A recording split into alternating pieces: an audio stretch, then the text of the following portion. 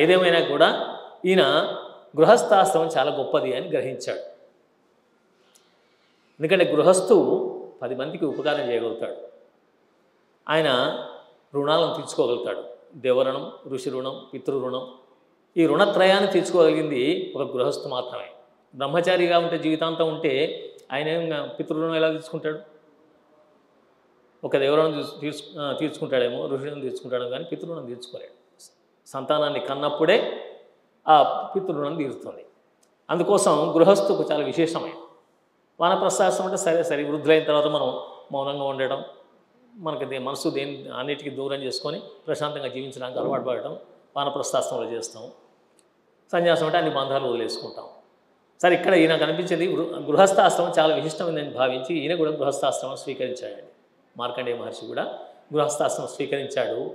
ధూమ్రావతి అనేటువంటి ఆమెను వివాహం చేసుకున్నాడు. ఆమెకు ఒక సంతానం కూడా కలిగింది. అబ్బాయికి వేదశిరుడు అని పేరు పెట్టాడండి. వేదశిరుడు అంటే ఆయనకంతా వేద దృష్టి, ఈ దృష్టే తప్ప వేరే దృష్టి లేదు. సమాజం అంతా దీంట్లోనే ఉంది అనే భావన ఆయనకు ఉంది. అందుకే వేదశిరుడు అనే పేరు పెట్టేశాడు. సరే, మొత్తానికి ఈ మార్కండేయ పురాణంలో మార్కండేయ మహర్షి దగ్గరికి వ్యాసుడు శిష్యుడు, వ్యాసుడు 4 శిష్యులు ఉన్నారు కదా, దాంట్లో జైమిని అనే అతను వచ్చాడు. ఒకసారి వచ్చి నమస్కారం చేసి, మహానుభావ, నువ్వు సామాన్యుడి కాదు, నిష్ఠాగరిష్ఠుడివి, నిరతము తపస్సులో ఉంటావు, నువ్వు ఎవరికి ఏది కావాలన్నా చెప్పగలవు, చేయగలవు, అలాంటి శక్తి నీలో ఉంది. కాబట్టి నాకు కొన్ని సందేహాలు వచ్చాయి భారతాన్ని చదువుతుంటే. భారతం కూడా వ్యాసుడే రాస్తాడు కదా సంస్కృతంలో. అందుకోసం పురాణాలతో పాటు భారతాన్ని కూడా పంచమ వేదం చెప్తున్నారు. దాంట్లో నాకు 4 సందేహాలు ఉన్నాయి, మీరు చెప్పాలి అని చెప్పిస్తున్నాడు అని ఒక క్వశ్చన్ అడిగేశాడు. అప్పటికే ద్రౌపది 5గురి భార్య కావడం ఏంటి అని మొదటి ప్రశ్న వేశాడు. ఇది ఎక్కడైనా ఉంటుందా లోకంలో? ఇది సహజమైన పద్ధతి కాదు కదా. రాజానా బహువల్లభ అన్నారు. రాముడి కాలంలో కూడా దశరథుడు 3 భార్యలు చేసుకున్నాడు. ఆ కౌసల్యపడ్డ ఆ బాధను గ్రహించి శ్రీరామచంద్రుడు బయట ఎక్కడానికి లేదు, ఒక మాట కూడా మాట్లాడలేదు. తాను ఏకపత్ని వ్రతుగా జీవించాడు. ఆచరించి చూపినవాడు శ్రీరామచంద్రుడు. అందుకోసం ఏకపత్ని వ్రతం ఆయన నుంచి ప్రారంభమైంది. దశరథుడు చాలామంది భార్యలు ఉన్నారు. 3 పట్టప్రాణులు, ఇంకో 250 మంది భార్యలు ఉన్నారని చెప్తారు దాంట్లో. అంటే వాళ్ళు ఆనాడు ఎంతమందినే పెళ్లి చేసుకోవచ్చు అనే ఒక నియమం ఉండేది కాబట్టి చేసుకునేవాడు. ఇది తప్పు అని చెప్పి రాముడు గ్రహించాడు. ఒక తల్లి న్యాయం చేయబోతే ఇంకో తల్లి అన్యాయం అవుతుంది. అందరికి సమన్యాయం చేయలేవు కదా. నువ్వు ఆర్థికంగా కలిగించవచ్చు, అందరితో మానసికంగా ఉండలేవు కదా. అది చాలా పొరపాటాన్ని గ్రహించి ఏకపత్ని వ్రతాన్ని స్థాపించాడు. అలా గృహస్థ ధర్మం చాలా విశిష్టమైందని చెప్పేసి ఈయన కూడా గ్రహించి సంతానాన్ని కని కుమారుడిని పితృరుణాన్ని తీర్చుకున్నాడు. అలాంటి ఈయన దగ్గరికి ఆయన వచ్చేసి ప్రశ్న అడగడం మొదలుపెట్టాడు. అప్పుడు అన్నాడు ఆయన, అయ్యా, నువ్వు వచ్చేసి నన్ను అడుగుతున్నావు, నీ ప్రశ్నలన్నింటికి సమాధానం చెప్పడానికి నాకు సమయం సరిపోదు, సంధ్యాకాలంగా వస్తుంది. సంధ్యాకాలంలో నేను సూర్యారాధన చేయాలి, సంధ్యావందనం చేయాలి. ఉదయం సూర్యుడు ఉదయించేప్పుడు సంధ్యావందనం చేస్తాను, మధ్యాహ్నం చేస్తాను, సాయంత్రం చేస్తాను. ఈ సమయంలో నేను చెప్పలేను. నువ్వు వెళ్ళి ఆ వింధ్యపర్వతం దగ్గర పక్షులు ఉన్నాయి, ధర్మపక్షులు అంటారు వాటిని, పింగాక్షుడు మొదలైన వాళ్ళు ఉన్నారు, వాటి దగ్గరికి వెళ్ళి చెప్తాయి అని చెప్పేసి అంటాడు అన్నమాట. ఇది పక్షులు చెప్పడం ఏంటి అని నాకు సందేహం వస్తుంది. సరే, తర్వాత మళ్ళీ అడుగుతాడు అనుకున్న ప్రశ్న. అలా ఆయన అడిగిన తర్వాత ఆ మార్కండేయ మహర్షి ఆయనకు మార్గదర్శనం చేశాడు. సరే, ఎలా చేశాడు ఏమిటో చూద్దాము. అయితే ఈ పురాణంలో ఏముంది, మొత్తం ఎన్ని అధ్యాయాలు ఉన్నాయని చెప్పి చూస్తే షార్ట్గా పరిచయం చేసుకుందాం. మొత్తం 134 అధ్యాయాలు ఉన్నాయి. 134 అధ్యాయాల్లో మొదటి 10 అధ్యాయాలు 1 నుంచి 10 అధ్యాయం వరకు జైమిని ప్రశ్నలకు ధర్మపక్షులు చెప్పిన సమాధానాలే ఉంటాయి. అవి కూడా ఇతీతంత కథ రూపంలో ఉంటాయి. మనం రేపటి చెప్పుకుంటాం అవి. కాబట్టి మొదటి 10 అధ్యాయాలు జైమిని ప్రశ్నించడం, పక్షులు సమాధానం చెప్పడం. తర్వాత 10 నుంచి 44 వరకు ప్రాణులు ఎట్లా ఆవిర్భవిస్తున్నాయి. ప్రాణులు అంటే మనం కూడా ఉంటామండి.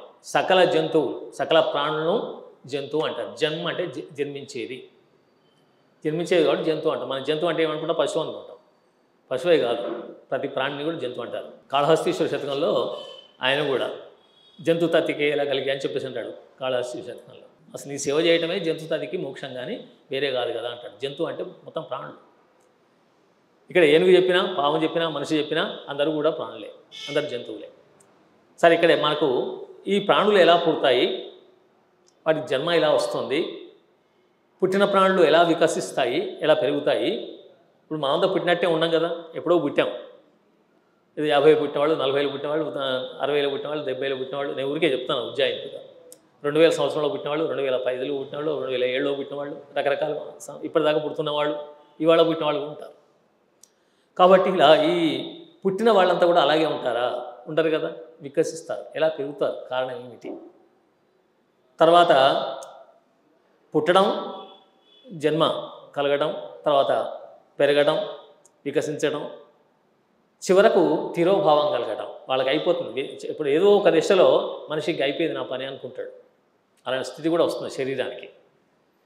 నా పని అయిపోయిందంటే నా శరీరానికి నిలవదు అనేటువంటి స్థితి ఏర్పడుతుంది. దాన్ని తిరోభావం అంటారు. అది వచ్చిన తర్వాత మృత్యువు వస్తుంది.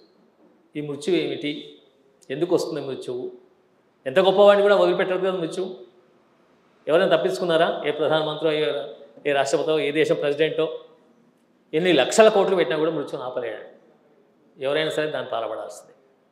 ఎందుకు ఇలా జరుగుతుంది? ఈ విషయాలన్నీ కూడా ప్రశ్నిస్తుంటే సమాధానాలు చెప్పాడు. ఇదంతా మార్కండేయుని ద్వారానే బయటకు వస్తాయి. 10వ నుంచి 44వ అధ్యాయం దాకా. 45వ అధ్యాయం నుంచి 80వ అధ్యాయం దాకా మార్కండేయునికి ఒక శిష్యుడు ఉన్నాడు, క్రౌస్టికి అని. ఈ క్రౌస్టికి పురాణంలో ఉన్న మూల విషయం చెప్పాడండి. ఇక్కడ ఉంటుంది అసలు మూలం.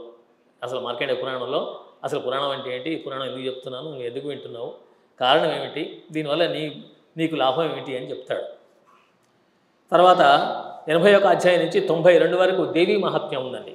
దుర్గా సప్తశతి అని యజ్ఞాలు యాగాలు చేస్తుంటారు. చాలా అద్భుతమైన దుర్గా సప్తశతి పారాయణం చేస్తారు పెద్దవాళ్ళంతా. అది దీంట్లోనే మార్కండేయ పురాణంలో ఉంది, దుర్గా సప్తశతి. ఆ దేవీ మహాత్మ్యాన్ని మేధా మహర్షి అని ఆ మహానుభావుడు చెప్పాడు. దీంట్లో మనకి పురాణాల్లో కనిపిస్తుంది. ఆ తర్వాత 92 నుంచి 134 వరకు కూడా కొంతమంది ముఖ్యమైన రాజుల చరిత్ర కనబడుతుంది. ఈ రాజులంతా కూడా ఎలా జీవించారు, చెడ్డ రాజులు, మంచి రాజులు, మంచిగా జీవించిన వాళ్ళు, ఎలా జీవిస్తే మంచిది, ఎలా జీవిస్తే మంచిది కాదు, ఏది ధర్మం, ఏది అధర్మం, ఏది న్యాయం, ఏది అన్యాయం, ఏది సక్రమమైన జీవితం, ఏది కాదు, వీటన్నిటి కూడా దాంట్లో వివరిస్తాడు. ఇంతేకాకుండా దీంట్లో ఈ పురాణంలో మనకు వచ్చే భౌతికమైన విషయాలు చాలా ఉన్నాయి. భౌతికమైన విషయాలంటే మన కేవలం ఆధ్యాత్మికం అంటే ఇది ముక్కు మూసం కూర్చోమని కాదు అర్థం. ఎప్పుడు నిరంతరం దేవుడి దగ్గర కూర్చుంటే మార్కండేయ ఋషికి చెల్లిందిగా మనకు చెల్లదు కదా. మనకు జీవితం కావాలి కదా, కుటుంబం కావాలి కదా, గృహస్థ ధర్మంలో ఉన్నాం కదా. ఆయన కూడా ఉన్నాడు కొంతకాలం, దాన్ని కూడా అనుభవించాడు. అందుకే దీంట్లో మానవుని యొక్క ఆర్థిక స్థితి ఎలా ఉండాలి, ప్రతి వ్యక్తి డబ్బు సంపాదించాలని రాశాడు. దీంట్లో ప్రతి వ్యక్తి సంపాదించాల్సింది, దీంట్లో అనుమానం లేదు. ధనార్జన చేయాల్సిందే, కాకుంటే అధర్మ మార్గంలో చేయొద్దు అని ఒకటే చెప్పాడు. అనైతికంగా సంపాదించొద్దు. మొన్న 4 రోజుల కింద 3 రోజుల కింద ఒక వార్త చూసాం. జగజ్యోతి పేరేదో ఉంది, ఆవిడ విపరీతమైనటువంటి లంచాలు తీసుకుంది. మనిషి ఆడవాళ్ళ లంచాలు తీసుకోవడం చాలా తక్కువ ఉంటుంది నిజానికి. ఆ ధైర్యం అంతే. ఎట్లా వచ్చిందేమో కిలోల కొద్ది బంగారం, ఇంట్లో కోట్ల కొద్ది డబ్బు దొరికాయి, క్యాష్, ఇంకా ఆస్తులు వేరే లెక్కలు ఉన్నాయి. ఇలాంటి దుస్థితి ఎందుకు వచ్చింది మనిషికి? ఏం తింటుందా, కట్టుకోబోతుందా, పోనీ ఎవరికైనా సహాయం చేసిందా? ఏదీ లేదే. ఎందుకోసం సంపాదించినట్టు? అనైతికంగా సంపాదించింది కూడా, అవినీతితో సంపాదించింది కూడా అది దానం చేసిన పుణ్యం ఉండదని చెప్పారు. నేను అక్రమంగా 100 కోట్లు సంపాదించాను, దేవుడికో 10 కోట్లు ఇస్తున్నా అని చెప్పేసి హుండీలో వేసి వస్తే అది దానివల్ల ఎట్లాంటి పుణ్యం కాదని చెప్పారు మనవాడు. కాబట్టి ధర్మ మార్గంలోనే కష్టపడి సంపాదించాలని చెప్పారు. ఇలా అనైతికంగా కాకుండా బాగా కష్టపడి శరీరం ఇచ్చిన దేవుడు మనకు కష్టపడి సంపాదించడానికి వ్యాపారం చేయండి, ఉద్యోగం చేయండి, పని చేయండి, సోమరిలాగా మాత్రం జీవించొద్దని చెప్తాడండి, స్పష్టంగా చెప్తాడు. ఇలాంటి పిల్లలు అక్కడక్కడ ఒకళ్ళిద్దరు కనబడుతుంటారు. కొంత చదువుకొని మానేసి చదువు పూర్తి చేయరు, ఇటు ఉద్యోగం చేయకుండా ఉంటారు. అలాంటి వాళ్లకు ఈ పురాణం మంచి మార్గదర్శనం చేసింది. దీంట్లో ఎంత సంపాదించుకున్నా కూడా మనం అవసరం వస్తే దేశం కోసం సర్వస్వం త్యాగం చేయాలి అని చెప్పాడు. అవసరం వస్తే మొత్తం దేశానికి ఇచ్చేయాలి. స్వాతంత్రం వచ్చినప్పుడు ఎంతమంది ఇచ్చారండి? మెళ్ళో ఉన్న నగలు, గొలుసులు, ఉంగరాలు, ఆస్తులు అని రాసిచ్చేశారు. ఆనాటి తత్వం ఈనాడు లేదనుకోండి, మార్పు వచ్చింది. సరే, ఏదైనా కూడా కలియుగం కాబట్టి మార్పు వస్తుంటుంది. ఏది మార్పు వచ్చినా కూడా ఆ సర్వం త్యాగం చేసే గుణం కూడా మనిషికి అలవాడాలి అని చెప్తాడు. దానికోసం హరిశ్చంద్రుని కథని చెప్పాడు. మనం హరిశ్చంద్ర కథ అనగానే సత్యం మాట్లాడు, సత్యం అదొకటే చెప్పుకుంటాం, సత్యహరిశ్చంద్రుడు అని. కాదు, ఆయన సంపాదించింది రాజ్యపరంగా తాను కష్టపడి సంపాదించిందంతా కూడా సర్వస్వం త్యాగం చేస్తాడు. సరే, దానికి సంబంధించినప్పుడు ఆ వృత్తాంతం వచ్చినప్పుడు చెప్పుకుందాం. తర్వాత భౌతిక దృష్టి కూడా ఈ పురాణంలో మనకు కనబడుతుంది. భౌతిక దృష్టి అంటే శరీరాన్ని కాపాడుకోవాలి, శరీరాన్ని ఎప్పుడు నిర్లక్ష్యం చేయదు. ఆరోగ్యం చాలా ముఖ్యమైనదండి. అందుకే దీంట్లో శరీర విజ్ఞానం, ఆయుర్వేద వైద్యం, సూర్యారాధన. ఇతర దేశస్తులు ఈ సూర్యారాధన, మార్కండేయ పురాణంలో సూర్యారాధన తీసుకొని సన్బాత్ అనేదాన్ని కనిపెట్టారట. ఉదయం పూట తప్పకుండా సూర్యునికి ఎదురుగుండా కూర్చోండి అని చెప్తున్నారు వాళ్ళు ఇంగ్లీష్ వాళ్ళు చెప్తే మనం వినం కదా. మన దాంట్లో చెప్పింది ఉదయం లేవగానే సూర్యోదయ సమయంలో, సూర్యోదయం కంటే ముందే లేవాలి, లేదు స్నానం చేయాలి, వెళ్ళి సూర్యుని దగ్గర ఎదురుగుండాలి, నిలబడాలి.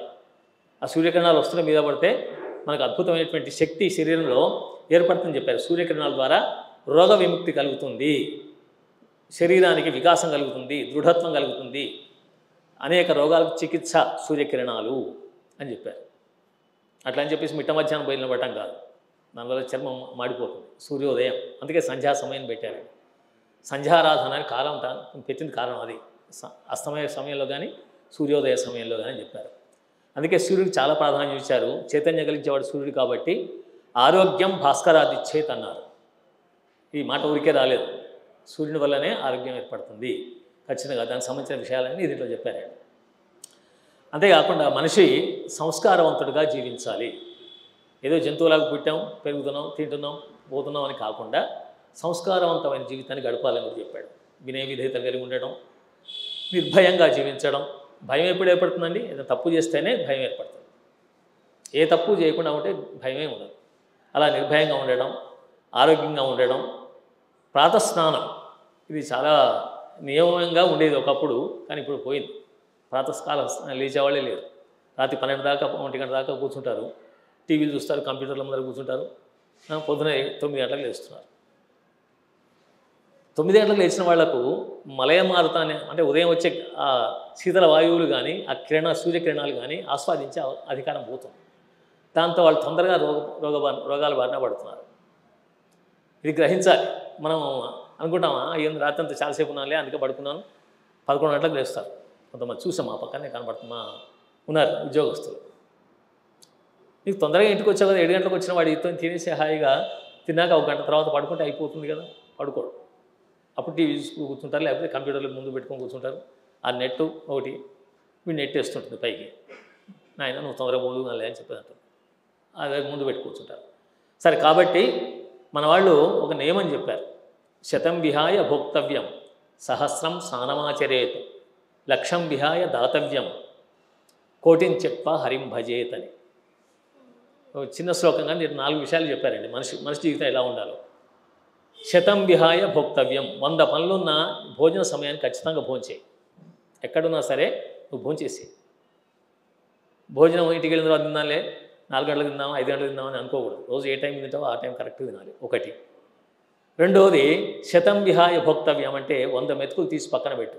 పశుపక్షాదులకు, ఇతర ప్రాణులకు, మనతో పాటు అవి కూడా జీవించాలనేటువంటి భావం కలిగి ఉండు అని చెప్పి 100 మెతుకులు అక్కడ పెట్టేసి మిగతా నువ్వు సమయానికి భోంచేయి నాయన అని చెప్పారు.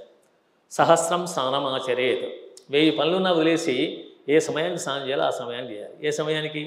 సహస్రం స్నానమాచరేత్ అంటే సహస్ర కిరణుడు, సూర్యుని సహస్ర కిరణుడు అంటారు. ఆ సహస్ర కిరణుడు పైకి రాకముందే, ఉదయిస్తున్న సమయంలోనే అంతకుముందే స్నానం చేసి సూర్యుని చూడు. లక్షం విహాయ దాతవ్యం, ఈ దానం దానికి చెప్తుంటారు మనవాళ్ళు. ఎందుకు ఊరికే దానం ఏమంటున్నారు? ఏదో ఈ పంతులు బతకడానికి చెప్తున్నారు అని అనిపిస్తుంది మనకు. కాదు, ఈ దానంతో ఏమవుతుందంటే స్వార్థరాహిత్యం ఏర్పడుతుంది. ఇదంతా నాదే, ఇదంతా నేనే కట్టుకుపోతా, నేను తీసుకుపోతా అనేటువంటి భావం నెమ్మదిగా తొలుగుతుంది. తొలగడం కోసం ఈ దానం ఏర్పాటు చేశారు. సత్యహరిశ్చంద్రుడు అందుకే సర్వస్వం వదిలేశాడు. చివరకు రాజ్యం వదిలేశాడు, సంపదలు వదిలేశాడు, ఒక్కొక్కటి అన్నీ వదిలేస్తూ వచ్చాడు. చివరికి భార్య పిల్లలు కూడా వదిలేశాడు. దేనైనా సరే త్యాగం చేయడానికి సిద్ధంగా ఉండాలి మనిషి. అందుకే లక్ష్యం విహాయ దాతవ్యం, ఏ లక్ష్యం లేకుండా నాకు ఇస్తే ఏమొస్తుంది అని ఆలోచించి ఇస్తే అది దానం కాదు. ఈయనకి ఇవ్వడం వల్ల నాకు ఏదో పుణ్యం వస్తుంది అని కూడా భావన ఉండకూడదు. నేను పుణ్యం కోసం చేస్తున్నాను, దీనికోసం చేస్తున్నటువంటి భావం కూడా పనికిరాదని చెప్పాను. కోటిని చెక్వ హరిం భజేత్ అన్నారు చివరిలో. నువ్వు భగవంతుడు కనుక ధ్యానించినట్టయితే, విష్ణువులో శివుడినో ఎవరినో ధ్యానించినట్టయితే జపమాల పట్టుకొని లెక్క పెడతాడు. అబ్బా నేను 108 సార్లు జపం చేశాను అంటారు. 108 సార్లు 250 సార్లు కాదు ప్రధానం. అక్కడ కోటిని చెక్వ అన్నాడు. అక్కడ మణిపీసం ఉంటుంది, అక్కడ 108 అని మనకు గుర్తొస్తుంది. ఎక్కడ తీసేది పెడతాం, కాయగా రాయో మన కోసం పెట్టేస్తాం. అలాగా చేయాల్సింది, దాని మీద ధ్యాసే ఉండకూడదు. ఆ జపమాల ఉన్నా కూడా అది ఆటోమేటిక్ తిరుగుతూనే ఉంటుంది. ఎప్పుడు నిరంతరం ధ్యానం చేయమని చెప్పాడు. నిరంతరం మనసు స్మరణ మన తప్పే ఉంది. నడుస్తూ స్మరణ చేయొచ్చు, కూర్చొని స్మరణ చేయొచ్చు, ఏదైనా పని చేస్తున్నప్పుడు మాట్లాడుతున్నప్పుడు తప్ప మిగతా సమయాల్లో ఎప్పుడైనా స్మరణ చేసుకోవచ్చు. కాబట్టి కోటిని చెప్తా హరిం భజేత్ అని చెప్పారు. కాబట్టి మా వ్యక్తి సంస్కారవంతుడిగా జీవించాలంటే ఈ లక్షణాలు పాటించండి అని చెప్పారు. దానంతో స్వార్థత్యాగం అవుతుందని. అలాగే దీంట్లో దేవీ మహాత్మ్యం చెప్పాడండి, అద్భుతం. ఇంతకుముందు చెప్పాను కదా, దేవీ మహాత్మ్యం చెప్పాడు. దుర్గా సప్తశతి ఉంది. ఎందుకు ఈ దేవీ మహాత్మ్యం చెప్పాడు? పూజ చేసుకోవడానిక, కొబ్బరికాయలు కొట్టడానిక, అగరవత్తులు వెలిగించడానిక? కానే కాదు. ఎందుకంటే దేవిని జగజ్జననిగా వర్ణిస్తాడు. లోకానికంతకు తల్లి. ఆ లోకానికి తల్లి అయినటువంటి ఆమె నుంచి వచ్చినటువంటి స్త్రీజాతిని అంతా కూడా మనం మాతృరూపంగా భావించాలి. మాతృవత్ పరదారేషు లోష్టవత్ పరద్రవ్యేషు. ఏ స్త్రీడైనా సరే పరస్త్రీని, భార్యను తప్ప మిగతా స్త్రీలందరినీ కూడా తల్లిలాగా భావించండి అని చెప్పాడు. చెల్లెలాగా భావించమని చెప్పాడు. పుత్రికలాగా, సోదరులాగా, మాతృమూర్తిగా చూడటమే ఈ దేవి ఉపాసన అని చెప్పాడండి మార్కండేయ పురాణంలో. ఎంత అద్భుతంగా సమాజానికి సందేశం ఇచ్చాడంటే అంత అద్భుతంగా ఇచ్చాడు. ఇప్పుడు సమాజంలో చూస్తున్నాం అశ్లీలం, యువతుల అపహరణ, బలాత్కారం, కామదృష్టి కలిగి ఉండటం, ఇలాంటివన్నీ జరుగుతున్నాయి.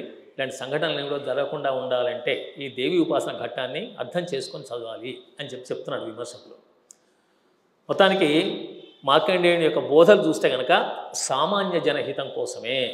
సామాన్య జనులందరూ కూడా సుఖంగా జీవించాలి, బహుజనహితాయ బహుజన సుఖాయ, అందరూ క్షేమంగా ఉండాలి, అందరూ ఆనందంగా జీవించాలి, ఉన్నంతకాలం శరీరం వదిలేంత వరకు సుఖంగా జీవించాలని చెప్పేసి చెప్తాడు. అలాగే గృహస్థు యొక్క సద్గుణాలని చెప్పాడు. అంటే గృహస్థుడు, మనంతా గృహస్థులమే కాబట్టి గృహస్థులు ఎలా ఉండాలి ఏంటి ఆ విషయాలన్నీ కూడా చెప్పాడు. తర్వాత భౌతిక ఆధ్యాత్మిక సమన్వయం కూడా చేశాడండి.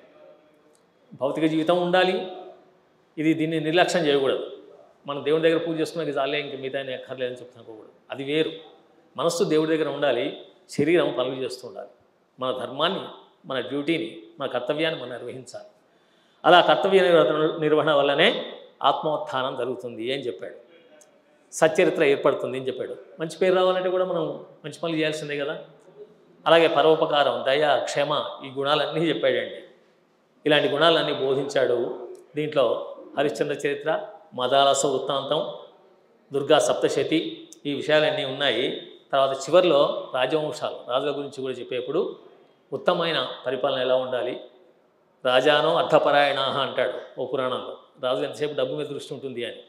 ఇప్పుడు పాలకులు అయితే 100కి 100 వాళ్ళు అలా ఉంటారు. అలాంటి దృష్టి ఉండకూడదు అని చెప్తాడు. దీనికి సంబంధించిన ఇతివృత్తాలు వచ్చినప్పుడు మనం చెప్పుకుందాం. కాబట్టి మార్కండేయ పురాణం మహా విశిష్టమైనటువంటి గ్రంథంగా మన భౌతిక జీవితానికి, నైతిక జీవితానికి, సామాజిక జీవితానికి, ఆధ్యాత్మిక జీవితానికి పనికొచ్చేదిగా ఉన్నటువంటి గ్రంథం ఇది.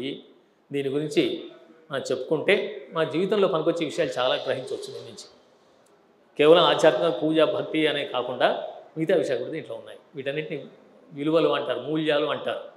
నైతిక విలువలు, ఆధ్యాత్మిక విలువలు, సామాజిక విలువలు, భౌతిక విలువలు, ఇప్పుడైతే ప్రజాస్వామ్య విలువలు అని కూడా అంటున్నాం మనం. ఏ విలువైనా సరే అన్ని విలువలు నేర్పేది మార్కండేయ పురాణం. ఈ మార్కండేయ పురాణం గురించి రేపటి నుంచి మనం సాగల్యంగా దాంట్లో ఇతివృత్తాలతో సహా చెప్పుకుందాం. దాని యొక్క ఉపోద్ఘాతం ఈరోజు చెప్పుకున్నాం. స్వస్తి స్వస్తి ప్రజాభ్యః పరిపాలయంతాం న్యాయేన మార్గేణ మహిమహీషాః గోబ్రాహ్మణేభ్యः శుభమస్తు నిత్యం. లోకాః సమస్తాః సుఖినో భవంతు. సర్వే భవంతు సుఖినః, సర్వే సంతు నిరామయాః, సర్వే భద్రాణి పశ్యంతు, మా కశ్చిత్ దుఃఖభాగ్ భవేత్. స్వస్తి.